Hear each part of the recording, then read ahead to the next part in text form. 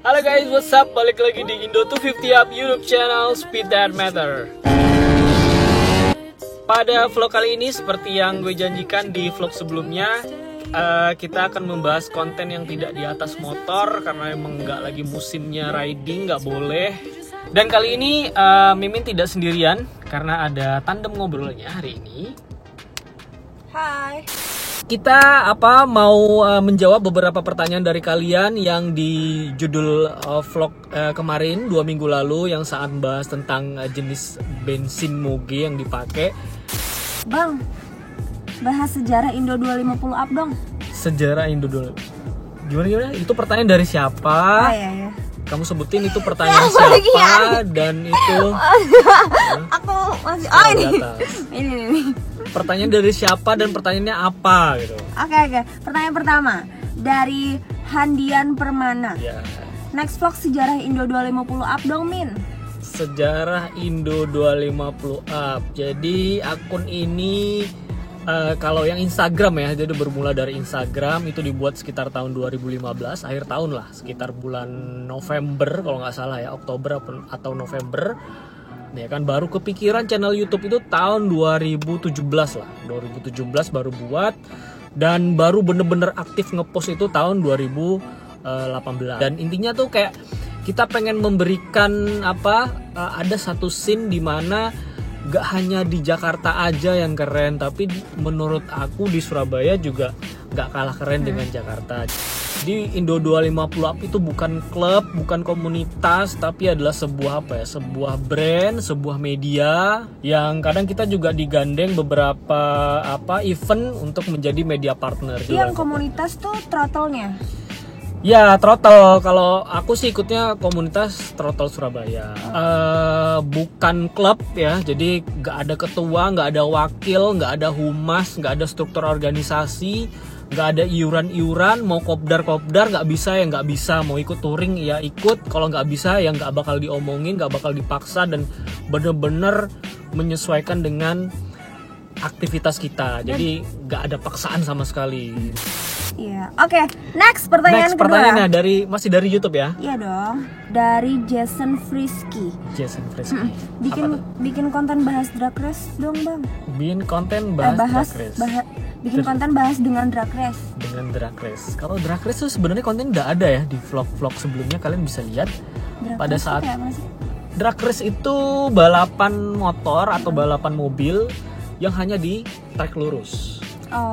Jadi hanya lurus treknya, dan di Indonesia mulai akan diangkat nih ya dengan teman-teman komunitas di Surabaya namanya Herek Elite. Scene drag race ini jadi agak sedikit naik ya dengan event-event mereka yang ada di Surabaya sama Jogja kemarin. Nah, itu juga keren banget lah, top kita Indo 250 mendukung. Next dari Farhan. ZX10R pakai knalpot Austin Racing di Gresik, amankah Bang? Nggak kena polisi? Paling pernah ketilang. Kamu pernah ketilang? Pernah. Itu bukan gara-gara knalpot, tapi gara-gara nggak pakai plat depan belakang. Ya Allah. Jadi motor aku itu jangan kalian tiru guys, karena plat belakangnya nggak ada. Sampai sekarang masih nggak ada. Astaga. Udah 3 tahun aku pakai motor itu, nggak ada plat belakang dan plat depannya hanya stiker. Why? Gitu. Karena platnya tuh gede banget, jelek gitu. Secara estetika nggak ini. Secara estetika nggak masuk gitu loh. Mungkin jangan buat ditiru, masukan guys. juga. Oke, ada sedikit kesalahan perubahan kamera. Ya, Lanjut pertanyaannya dari YouTube apalagi? Next pertanyaan dari Vita Blue. Bang, cara bersih helm. Cara bersih helm. Oke, sebelum kita bahas cara bersih helm, kalau riding itu pakai helm full face, wajib lah pakai balaclava. Apa tuh balaclava? Itu loh yang aku pakai. Yang kayak ninja itu ya? Iya, ninja. Jadi balaclava tuh ada fungsinya ya. Balaclava itu kan bahannya lembut ya. Jadi dia bisa menyerap keringat daripada nyerap di busa helm. Dan lama-lama ya bau, yang menyebabkan bau helm itu kan karena keringat yang menempel di busanya helm. Nah, untuk meminimalisasi bau pada helm, maka ya pakai salah satunya bisa pakai balaklava itu. Tapi kalau misalnya keringat lu kayak ember ya kan, kayak keran, tembus kemana-mana, ya udah harus sering-sering dibersihin. Biasanya pakai Liquimoli. Apa tuh Liquimoli? Liquimoli yang apa? Dari Jerman itu yang spray. Nah, dia spray. Disemprot aja, nanti didiemin sampai busanya menyerap. Nah, itu nanti dia akan masuk ke ininya busa, ya udah. Harus dilepas dulu busa-busanya? Nggak mesti. Oh, nggak mesti. Itu nggak terasa basah gitu? Ya pasti basah ya, jangan dipakai. Makanya setelah dibersihin, disemprot itu, busanya didiemin, ya tunggu sampai kering. Oh gitu ya, terus langsung jadi wangi lagi ya? Wangi lagi ya, contohnya helm ini selalu aku rawat pakai pembersih Liquimoli. Ini helm apa sih bang? Ini namanya AGV. Ini mereknya AGV. Mereknya AGV. Ini ada kepanjangannya kalau nggak salah. Nama orang lah pokoknya. AG ini nama orang. Ownernya ya. V itu dari mana, Valenza atau apa itu. Itu brand yang udah sangat terkenal lah bagi anak motor, pasti akan sangat paham banget karena sudah banyak juga pembalap-pembalap yang pakai brand ini. Aku tahu siapa? Valentino Rossi. Ya, kamu mah taunya Rossi doang. Coba sebutin Valentino Rossi. Ini Pedrosa. Siapa lagi? Terus Mark. Siapa tuh? Mark. Ya, itu loh pokoknya. Max Sopo. Yang juara dunia ini. Lupa. Marc Marquez. Iya, Marc Marquez. Pas pertama beli emang udah kayak gini atau dimodif deh, Bang? Ya, ada beberapa yang udah aku ganti sih. Terutama ini visornya ini kaca depan ya. Tak gantian dark smoke, yang aku ganti lagi paling ini namanya apa ini? Spoiler. Apa? Spoiler. Itu aja sih yang aku ganti, cuma 2 ini. Oh, ini sama Gak usah dipegang-pegang gitu juga, keles. Ya Allah dimarahin. Oke, ini sama ini. Kalau ini apa nih? Ya buat vlog. Oh, ini kamu tempel sendiri. Iya, ini Valentino Rossi nggak punya ini. Ya, Valentino Rossi mah nggak nge-vlog. Valentino Rossi mah nggak usah pasang sendiri, udah banyak yang syuting.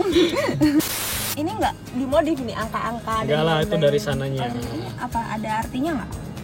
Ada artinya. Jadi dulu sebelum helm ini di MotoGP khususnya dipakai sama Rossi, itu nama helmnya adalah helm AGV GP Tech.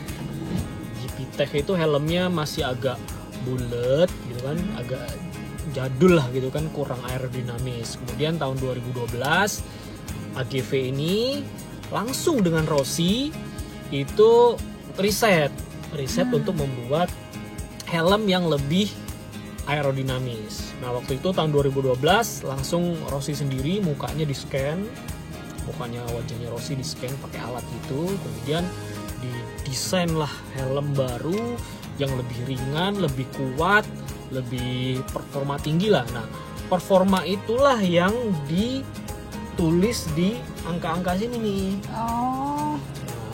Jadi bukan sekedar cuma hiasan apa kayak iya. Ornamen doang. Bukan ornamen. Pertama dari segi material. Ini helm ini kan karbon. Ya sebenarnya udah banyak yang bahas sih materialnya helm ini. Lebih ringan 250 gram dari helm GP Tech, helm yang sebelumnya Rossi. Kalau Rossi bilang serasa nggak pakai helm. Baik. Saking ringannya, ya. Section 6%. Section 6% ini artinya mekanisme yang ada di sini. Sisi sini ini nge-reduce 6% karena di helm yang sebelumnya mekanisme buat bukanya. Jadi kayak space-nya di sini gede banget. Kemudian di sini ada THK MM3. Itu adalah thickness. Jadi ketebalan visornya 3 mm. Lebih tebal dari yang sebelumnya. Mekanisme area 71%, minus 71%. Jadi yang ini. Nah, ini kan kalau kita buka, nah kan cuma segini nih. Nah, di helm sebelumnya, helmnya Rossi yang GP Tech itu ngebukanya sampai belakang. Sampai ke sini. Sampai ke sini. Nah, itu mengurangi 71% ininya. Ditambah ada semacam lock, visor lock di sini. Oh, kalau yang sebelumnya nggak ada? Ini semi lock, ini kemudian yang full lock. Yang sebelumnya nggak ada? Nah, yang sebelumnya nggak ada. Ini fungsinya buat antisipasi kalau seandainya terjadi crash di kecepatan tinggi, visornya nggak copot gitu loh. Kemudian di sini ada apa nih? FOV. FOV ini field of visor. Jadi ukuran visornya ini lebarnya luasnya ini bertambah 9% dari versi yang sebelumnya helm GP Tech itu. Vision tambah 15%. Jadi lebar ininya itu bertambah. Ruang melihat sebesar 15% dibandingkan helm yang versi sebelumnya. Kemudian di sini ada HIC minus 48%. HIC itu adalah head injury kriteria. Nah, jadi dengan materialnya yang kuat, ada 4 lapisan karbon semuanya, full karbon. Kalau seandainya terjadi crash, terjadi kecelakaan, itu bisa mengurangi cedera, ya, kriteria cedera untuk kepala sebesar 48% dari standar Eropa, ICE namanya. Kemudian nih juga ada G minus 36%. G itu artinya G-force, jadi kekuatan apa ya? G-force itu kalau helmnya berat, ya kalau helmnya berat, ini kan helmnya lebih ringan. Kalau helmnya berat dan kemudian kena angin, ya kan, kena angin, apalagi kecepatannya 300 km per jam, itu kan kayak apa ya? Iya, kayak nahan kan, ngedorong kan. Nah itu efek nanti ke otot leher. Nah makanya dokter-dokternya atlet pembalap itu pasti banyak atlet kalau yang baru pemula, mereka pasti akan merasakan pegel gitu, di leher, nyeri otot di leher gitu. Dengan helmnya modelnya yang udah semakin aerodinamis, materialnya ringan, itu kekuatan G-force itu berkurang 36% gitu loh. Oh, flow 193% plus. Oh ya, airflow ini. Nah, ada flow-nya ini lebih besar. Udara yang masuk tuh 193% lebih banyak dari helm model yang sebelumnya. Jadi adem gitu loh. Oh, jadi nggak ngep, nggak gerah gitu loh, adem. Oke, jadi kayak gitu. Sekarang kamu udah paham kan? Oke, ternyata di balik ini semua tuh ada artinya ya. Iya, ini. Oke, next. Yes, dari lagi. Hanya netizen. Ya gimana netizen maha benar. Bang, motor 1000 cc itu anti tilang, bener gak sih? Anjay, kata siapa? Buktinya tadi gue ketilang 2 kali. Jadi yang bilang motor 1000 cc atau moge itu anti tilang tuh salah gitu loh, nggak bener gitu kan. Oke guys, sementara mungkin seperti itu dulu. Udah sore, iya, kita udah sore. mau belanja dulu guys. Buat kalian yang pengen sekiranya konten apa lagi yang harus dibahas, silahkan langsung tulis aja di kolom komentar. Oke? Oke. Sampai ketemu lagi di vlog berikutnya. Terima kasih sudah menonton. Bye bye.